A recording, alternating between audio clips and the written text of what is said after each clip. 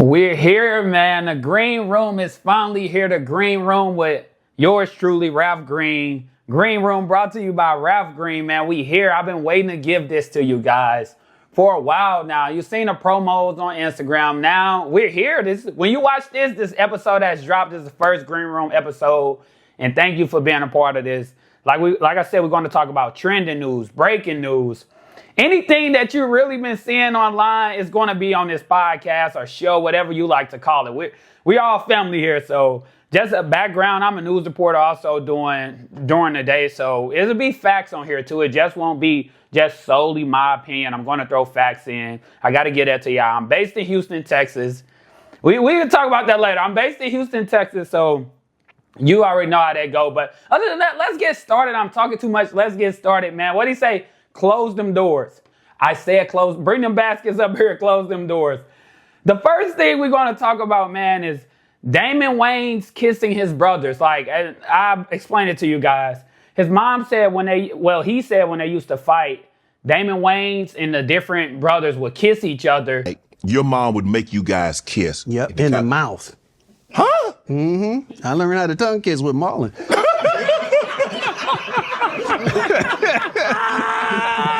Nah, but like once you kiss your brother in the mouth, you don't want to do that. You want to fight no you yeah, you be done. Yeah. What's your thoughts on that? I have to know, like, is that a thing? You get what I'm saying? I know before they had Tom Brady in the media when he was talking about kissing his kid on the lips. I seen DJ Envy commented on it. He was talking he used to kiss his dad on the lips. Me personally, I don't know.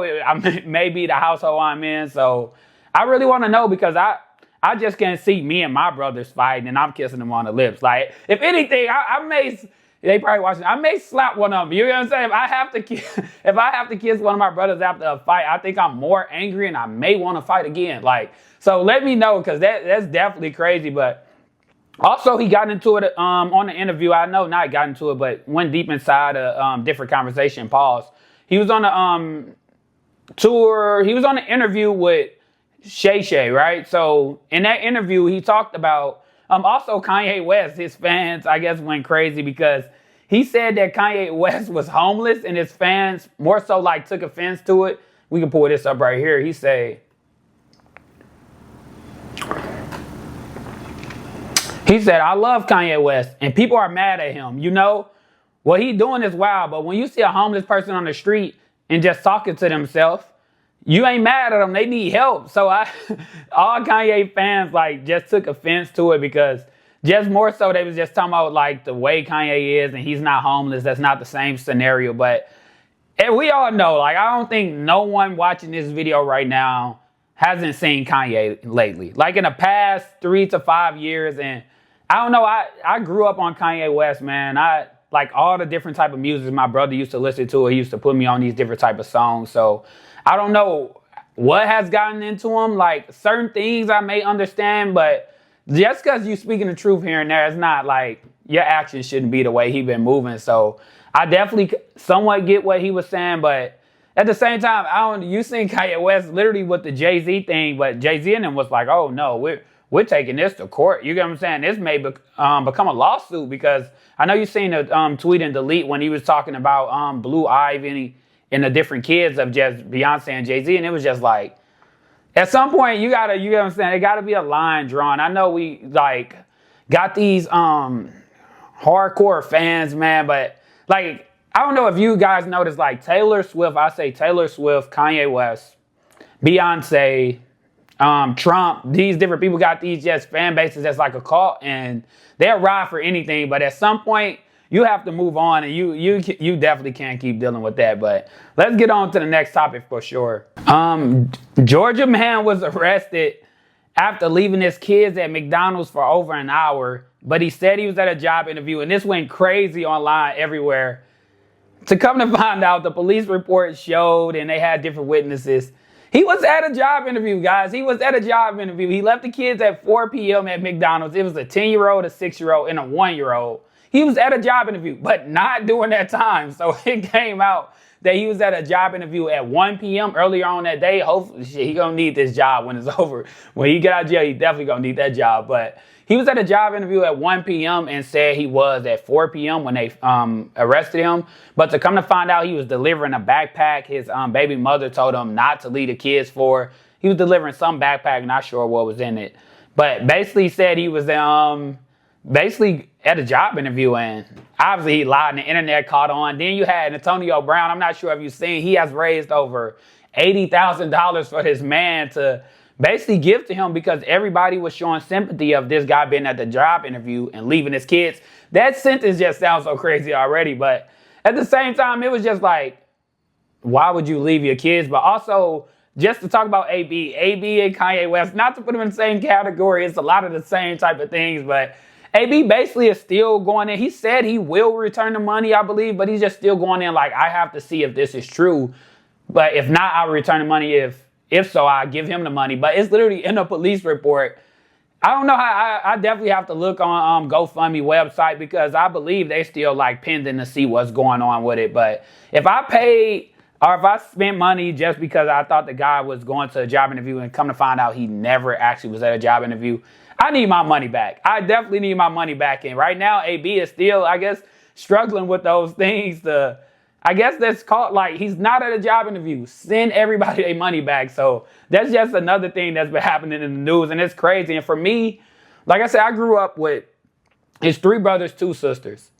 Me personally, I'm sorry, Mom, if you see this. Yeah, she left us. She left us at, damn, that sounded crazy. She left us at different places, right? She left us maybe at the park or waiting on her after football practice, but it was 6 of us all together. So you got to think, it's me and my little brother is the youngest, but we got like older siblings who could have watched this, but leaving a 1-year-old is crazy work, especially with all the human trafficking going on. I know this was in Georgia, and that's human trafficking down there for sure, but Texas has been in a different ball game, guys. Never do nothing like that. Never leave your kids. And just on to the next topic, just to go straight into this one.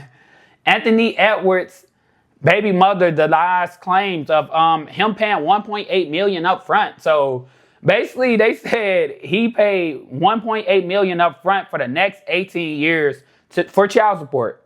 And all right, judge me if you want to. It's not a bad thing that I see because you got to think, up front, he never wanted the kid. And guys, if you don't know, Anthony Edwards is an NBA player, and his baby mother, I believe, is she's a baby mother to some famous rapper. I can't think of the name, but he's 23, 24. She's 30 years old. He was vocal about not wanting the kid and basically still had to have this kid. And obviously, you got, man up, and you don't want to be a deadbeat. But he was like, he don't want it. So it didn't come out that it was true. She actually commented on this on her Instagram. She said it was lies and fake news. Then she, I guess, continued on her Instagram story. She said, where do these lies be coming from?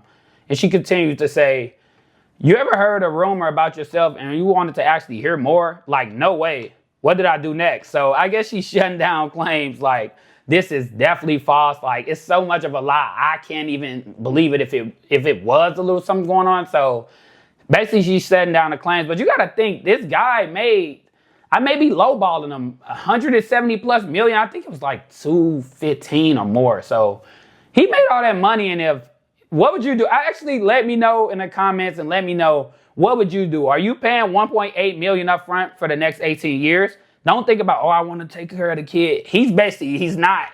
That's where coming from. The text messages got leaked. So he just want to give her the money, stay out of my life here and there. Obviously, we know y'all better take care of the kids. We know we will take care of the kids. So let me know what you would do. $1.8 million up front, or would you maybe try to work some down the line to where you paying these increments and different things? I don't know. I'm not sure how it works with getting it adjusted over the years. But so are you doing that, or are you just saying, here, I don't have nothing to deal with you. I don't want to talk to you or nothing. Here's the money. But we'll see about that one. But going to the next topic, man, we're going to go into Ja Morant fined $70K for hand gestures of a finger gun. If you guys don't know, Ja Morant has been in the news the past 5 years also.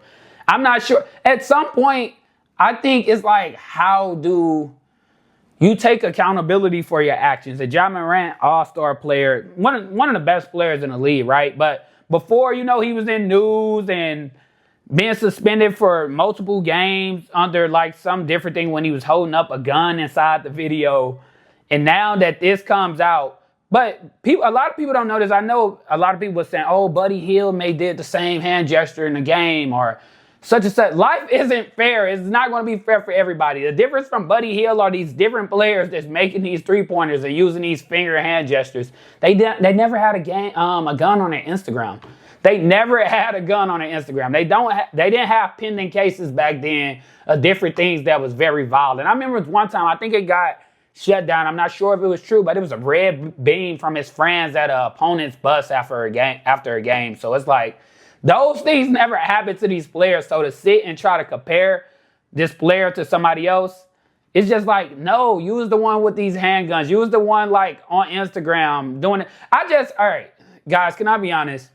If we making this much money, how can't you get right? I know that may be a signature celebration, but they said they warned them multiple times. They warned them before the actual game, and you continue to do the handgun celebration. It's crazy to me. Like, we have to look up Ja Morant contract because it's so crazy to see that someone is willing to crash out, and they making so much money. So right now, Ja Morant, let's see, on average.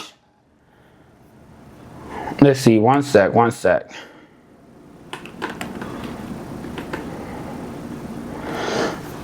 Okay, on average, he makes around $40 million a year. And I know you thinking the same thing out there. $40 million, put the gun away. Like, you do not have to show your gun for $40 million. Put the gun away. Just put it away. You making so much money, you don't have nothing. Like, it's so much you can lose. But at some point, I think the NBA, you remember when it happened back a few years ago, maybe it was like a year or two ago, Adam Silver said, I warned him. And he still did the same thing. It was like it was going through one ear out the other. So it's like, is that what's going on now? And I'm not sure. I've seen some tweets going around of him basically just saying like, hell with it. Like, I'm good. But it's just like, where's the accountability? You making all this different type of money and you can't hold yourself accountable. Is that like a thing now? And I'm not sure, but hell of a basketball player, but he definitely has to get right. Now, I know we've been a lot of basketball guys, but at the same time, that's what's trending right now. It is off the court things with these NBA players. So one of them was Matt Barnes hasn't cried in 30 years. Briefly shared my story of growing up biracial, black dad, Italian mom, drugs, abuse, alcohol, violence, losing my mom at 27, so it'll be 18 years this November, and I haven't cried. And I mean, like I said, last time I think I cried was maybe 10, 11, 12 when I got my ass whooped. But outside of that, like, have not cried in so long. And he said after his mother passed that he hasn't cried, and that's just one of those things, I guess, from a black man also. When he talked about being mixed race, going to school and these different things, but as a black man, in some way, I know I'm younger than Matt Barnes, but it's just, at some point, I understand in a way. It's been many a times you want to hold in these emotions, or you might maybe not be emotionally available for different women or different people in your life. 30 years is definitely a lot that you're holding in, and you're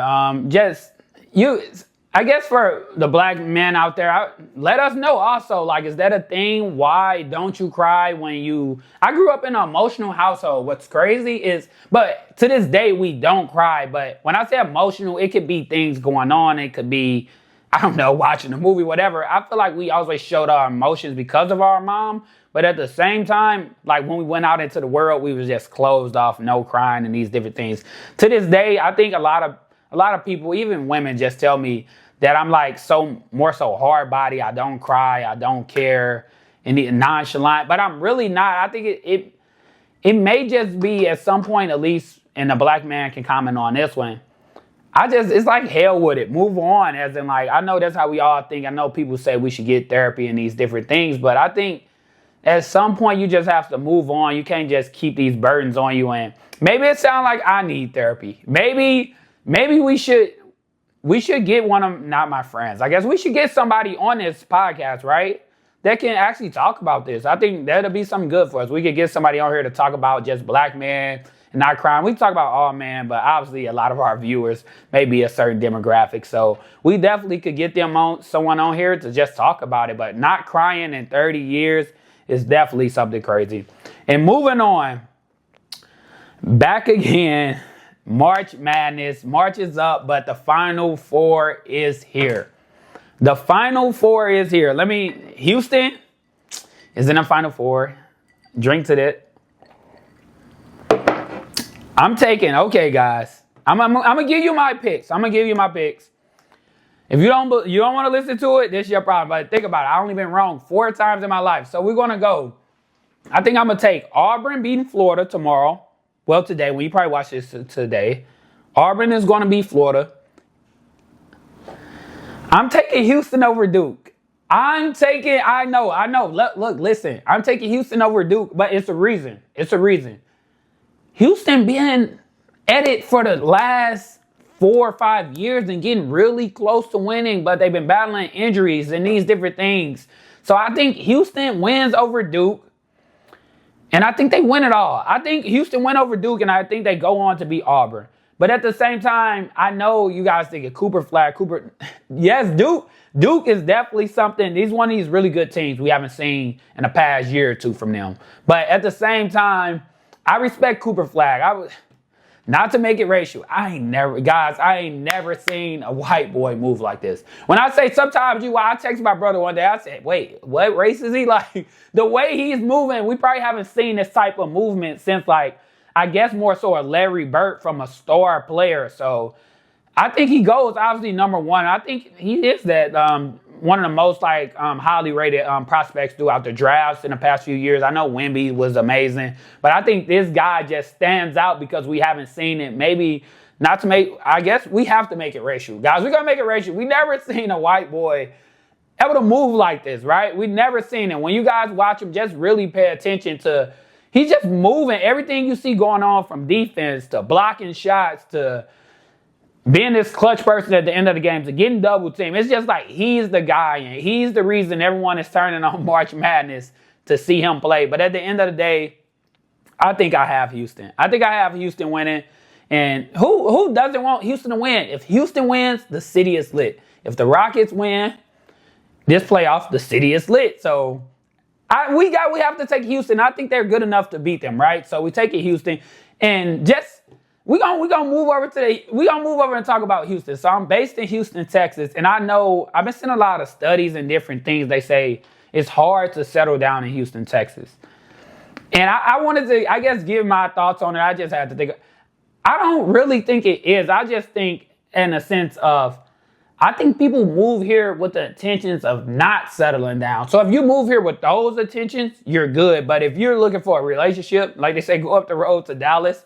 Dallas is amazing, by the way. One thing about, when I visit Dallas, it's kind of like a bougie Midwest or East Coast vibe. And I really like Dallas, but that's where you will see a lot of different couples and things like that. But when you come to Houston, it's more like party city. We're partying, we're out all day.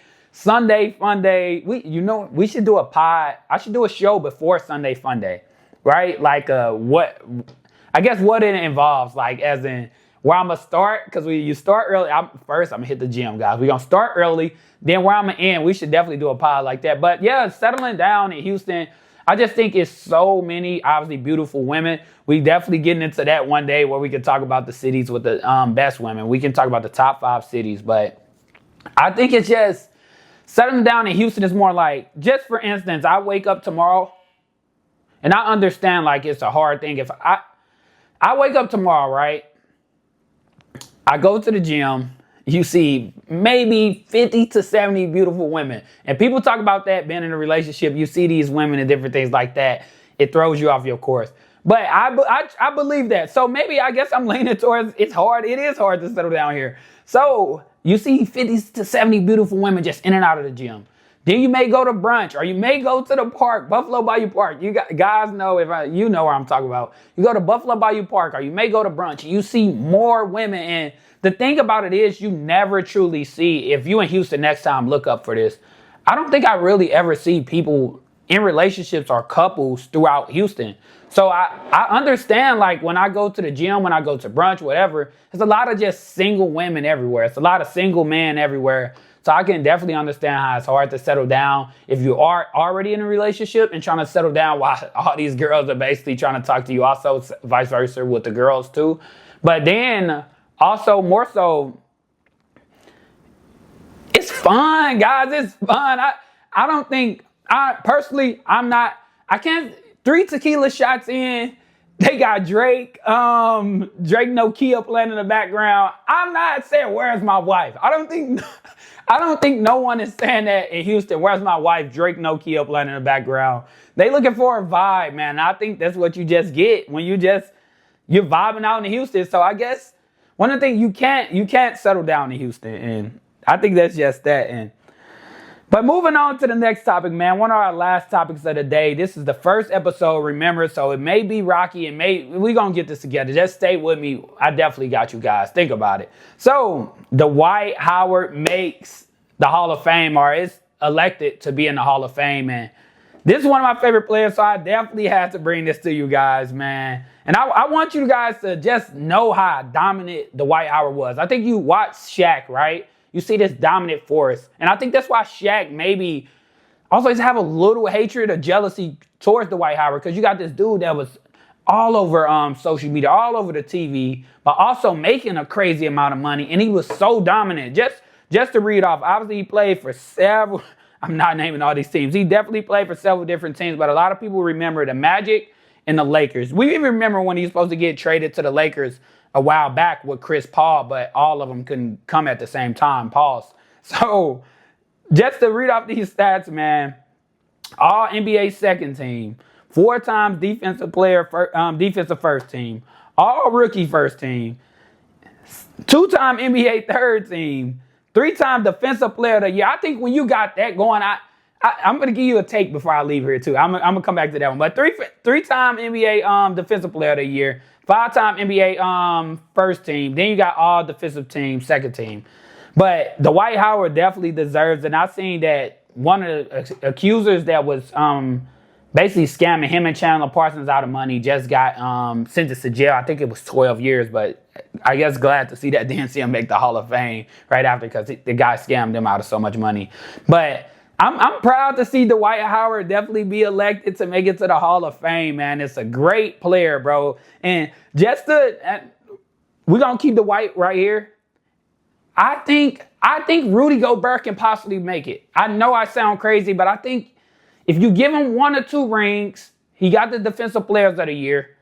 I don't think the stats of offensively really have to back it up when you were so good defensively, because that's what he was known for. Does he make it in? Let me know. If I'm tripping, let me know. I'm good it was at the end. You probably ain't even seen this yet. But let me know if Rudy Gobert is able to make it to the Hall of Fame, because I'm seeing it. I'm definitely seeing it right now. And I only been wrong 4 times in my life. So remember that. So when it happens, come back to the pod. We'll be bigger than everybody. And let me know. Let me just know I was right. But also let me know in the comments what you guys think. Is Rudy Gobert a Hall of Famer if he can win 1 or 2 more rings? So let me know, man. But we ended up with the Green Room. Is basically, that was the full episode, the first episode of the Green Room. I'm excited. I'm sweating. I'm anxious to get these videos out to you guys and keep pushing content every day. Thank you for joining us. Next week, or I may come with you a podcast right after the Final Four game, right? So just stay tuned, subscribe, put the notifications on. Thank you for joining us, and we out, man.